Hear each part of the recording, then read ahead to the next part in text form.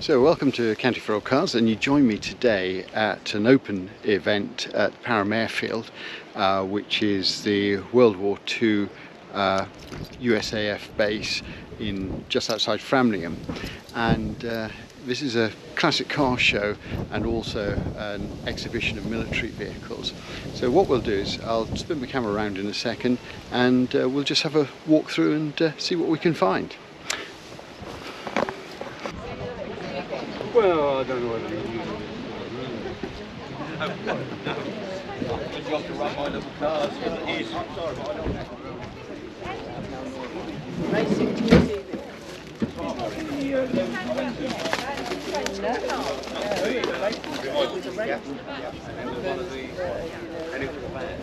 We go to Sneddon, we don't run, we go to Sneddon. We made it road legal.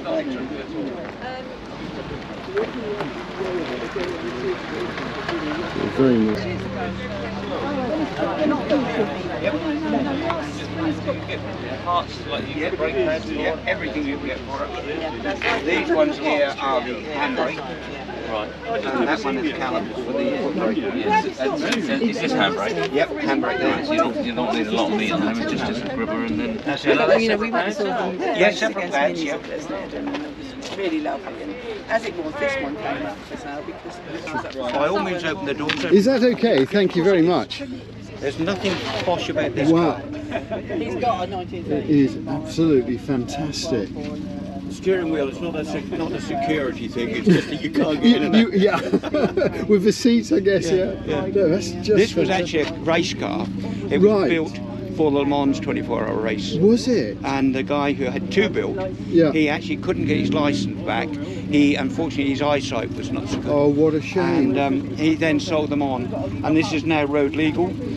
So you get the best of both worlds. You get the best So of both you- worlds. Perfect for track days as well, That's if you want to exactly, do yes. that. But Yeah. it's just a bit of fun. It's boys and their toys. I should think the guys on the track days must love it when this comes out of the pits. Yeah. And they say, but fantastic. Yeah. What engine has it got? It's got a standard 602cc. Yeah. High lift cam, high Yeah. compression heads, and if you look down here, you can see the crank, the flywheel, has been lightened, and it's just like a bicycle crank. So it revs like mad, does it? It picks up revs very quickly Yeah, yeah. and dies down very quickly. So I guess that's the point. You've got to keep it on the revs the whole time. And there's a big difference between the gear ratios, Yeah. and you can't alter those. So it's handy because the revs will drop very quickly. Yeah. And, And you need to be able to pick it. yeah, that's it. Pick it up very quickly. I love the colour. Well, It's a great colour scheme. Yeah, a bit embarrassing when you live close to Ipswich Town Football Club. We think maybe Norwich. And do you know? Norwich should sponsor you. Yeah, I think the other thing is we didn't realise we got two folding seats in the back. Yeah. But they're also green and yellow, which I think we would get. The other thing is, of course, you can undo this clip here. So you can get to the whole thing. So it's a sort of quick release. Yeah, 7-pin plug over there for the like a caravan socket. Right. And you can take the whole front off to work on the engine.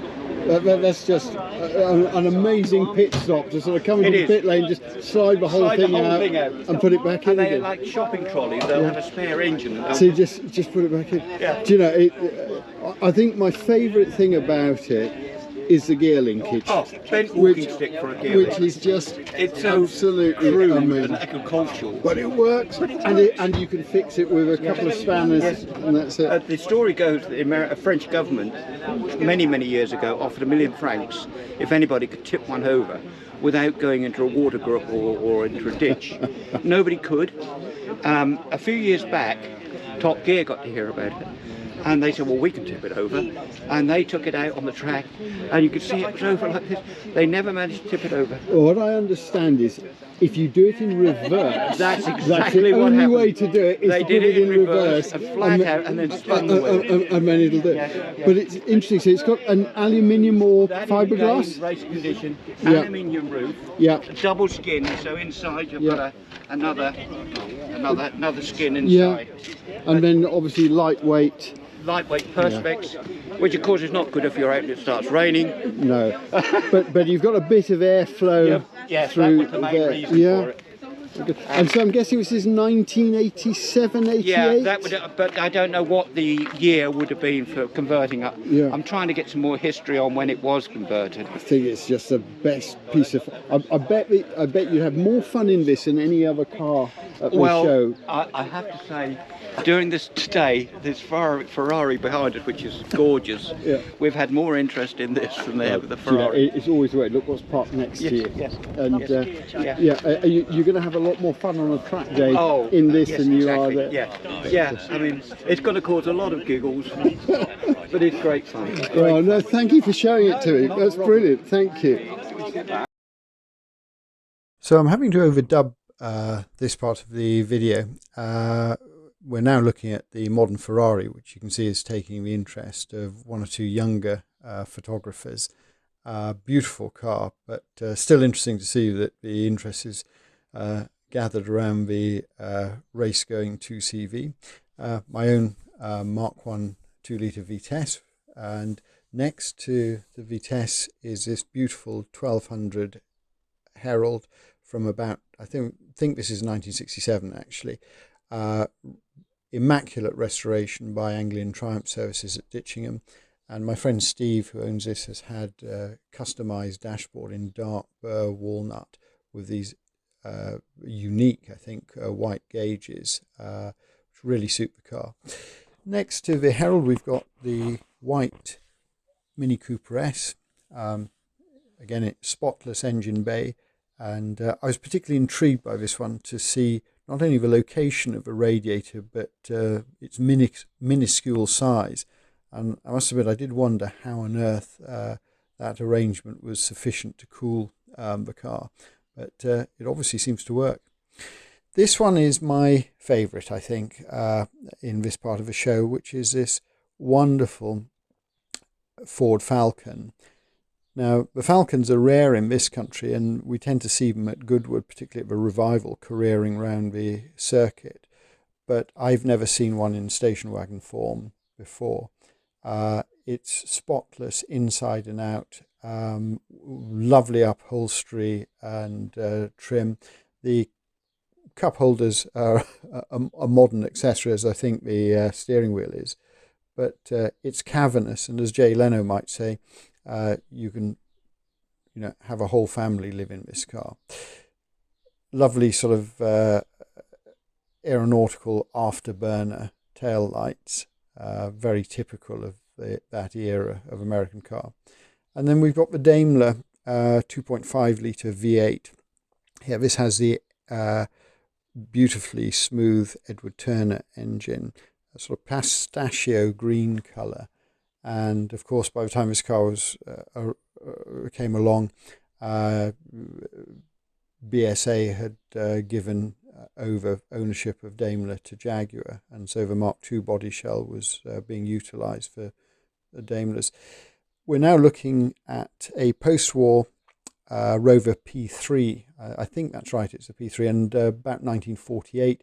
This is a duotone colour, which I would perhaps describe as rhubarb and custard.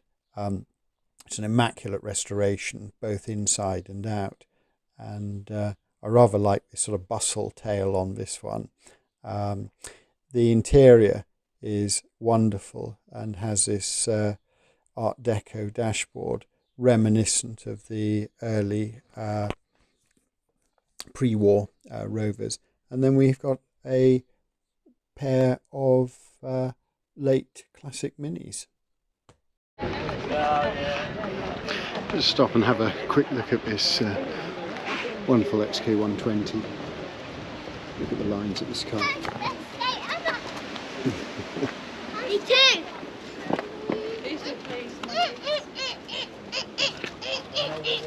You look like a unicorn, but coming out your mouth.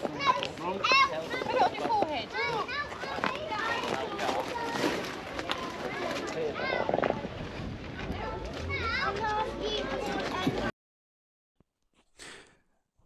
We're now looking at this delightful Anglia Super 1200. I particularly like the duotone paintwork with the contrasting stripe and this little jukebox style dashboard.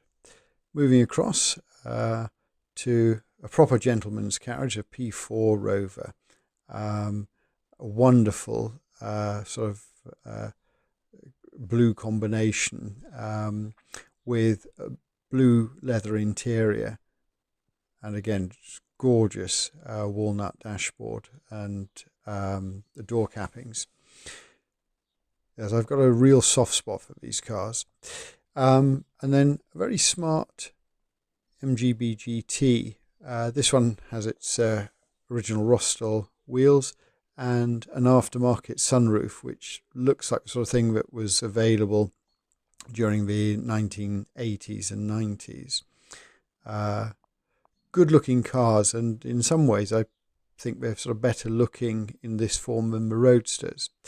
Now here's an unusual car. This is a Bond, a three-wheeler Bond, and Bonds have a particular interest for Triumph owners because, of course, the Bond Equipe, which came much later on, was a rebodied Herald originally, and then later the Vitesse. So fiberglass being used almost exclusively, with the exception in the early Bonds of the doors, which were the sort of original steel doors of the Herald. This car is about as basic as motoring gets, and the only instrument there is the speedometer. And then if we have a sort of look underneath, you can see that the engine sits on top of the front wheel and chain driven, a bit like a sort of motorcycle. And when you turn the steering, the engine turns with the front wheel. But a pretty little car and intriguing. A gift here from Sweden, and a lovely example of this Saab estate. And I can remember these being a relatively common sight during the 1970s and even early 80s. Styling is unusual, I think is the way to describe it. And these rather striking tail fins. And it sort of looks as though the car was styled by about 3 or 4 different people who hadn't actually met one another. But it's remarkable, and these are wonderful cars and such a rare sight. I was delighted to see this here at Parham. Pity you can't get a better sense of the interior because the windows were up. Well, this is a colour. This sort of electric blue Mustang Mark 1, or Mach 1 I should say. Again, I like the Rostall wheels, and I like the shape of these cars. I seem to remember the first one I ever saw was in the film Diamonds Are Forever, where it was 007's mode of transport. So I think that was possibly the Sean Connery film. Yes, nice example. Interesting with this one, but the dashboard slopes away, reminiscent of a Mark III Cortina. And then we have an equally striking colour for this Corvette Stingray. And I'm not sure if the Corvette was incontinent there or whether that was from an earlier vehicle. Origami styling for this fabulous 1980s Volvo. I think this sort of dates from about 1985, something like that. It's a kind of faded red, but yeah, what a great old workhorse. Now, you could be forgiven for thinking that we'd been miraculously transported to the Midwest of America here. And actually what we're standing on is the part of the perimeter track of the airfield. But gosh, this is really, really something. And it sort of defines the term land yacht, really. So fantastic Ford Fairlane, with again these sort of wonderful turbo or turbine-like rear lights. It's great big rear deck. You can sort of imagine cruising Route 66 in this car, and against the backdrop of the wheat field here at Parham, it just looks perfectly at home. I particularly like the anti-pedestrian front bumpers. You get sort of impaled on those before the rest of the car runs over you. The detail on this Imperial is something else again, and just in case you don't know that it's an Imperial, the stylists have put little crowns over the headlights for you. Another anti-pedestrian implement, so you get, if you step out, or jaywalk as the Americans call it, you deservedly get impaled on the spear coming off the hood ornament.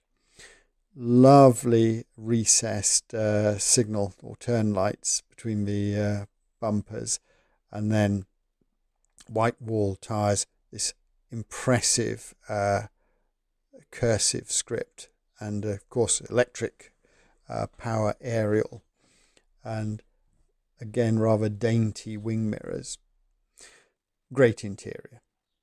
And the impressive thing for me, of course, is this is a 4-door pillarless car. So I suppose it sort of reminds me of the Lincoln convertibles from the same era by Ford. Interesting roof design here as well, this sort of split level roof. The dashboard's designed for people who are short-sighted and need large print to see what speed they're doing or whether their oil pressure is low. I kind of figure if you need the speedometer to be that size, you probably aren't safe to drive with your eyesight. But that's just wonderful. Bench seats, great car for driving movies. And as I say, you can see this sort of pillarless 4-door design there. It sort of looks like it shouldn't be possible. And again, this sort of wonderful roof line. As regulars to my channel know, I'm a big fan of tail fins because of my Vitesses, but these are proper tail fins. Yes, I like sort of the gun sights sort of surrounding the lights at the back.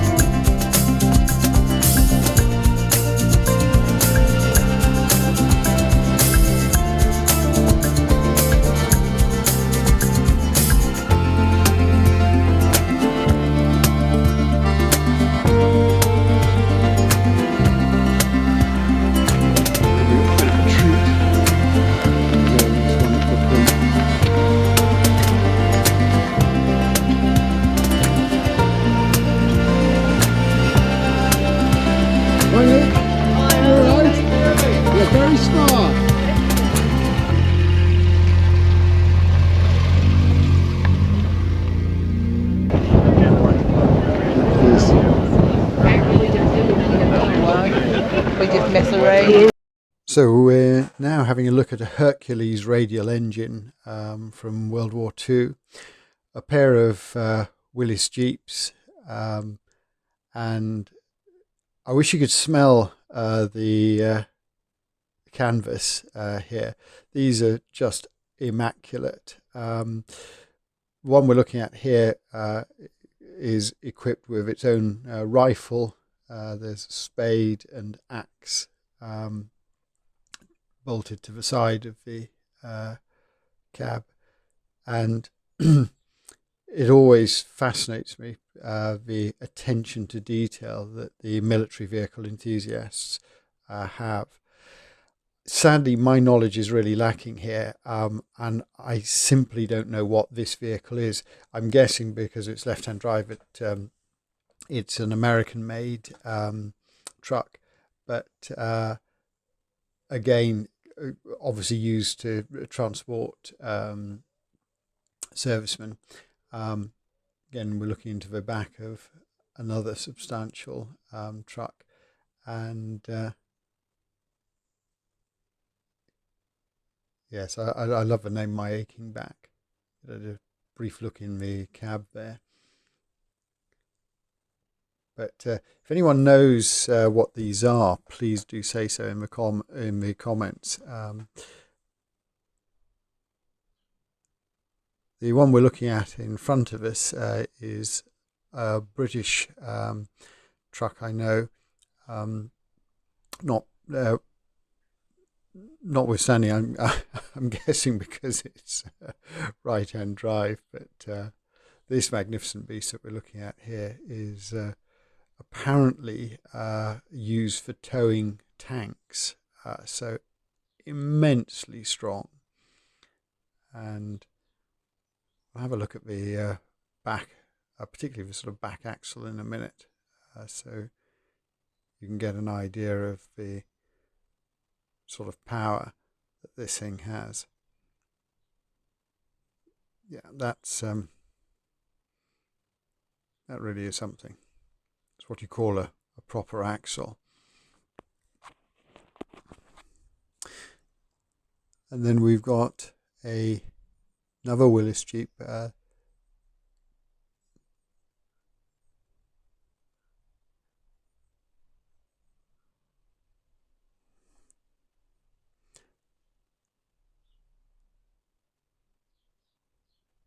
Again, the rarity and sheer attention to detail here is just astonishing. I think this one I discovered was a Morris made truck, complete with what I can only assume is a pump. And when you compare the size of the engine for this pump with the engine that is under the bonnet, it's just astonishing. And presumably 2 cylinders, water cooled. You've got radiator there, but yes, I'm not sure what its purpose is. But again, compared to the little engine at the front, astonishing.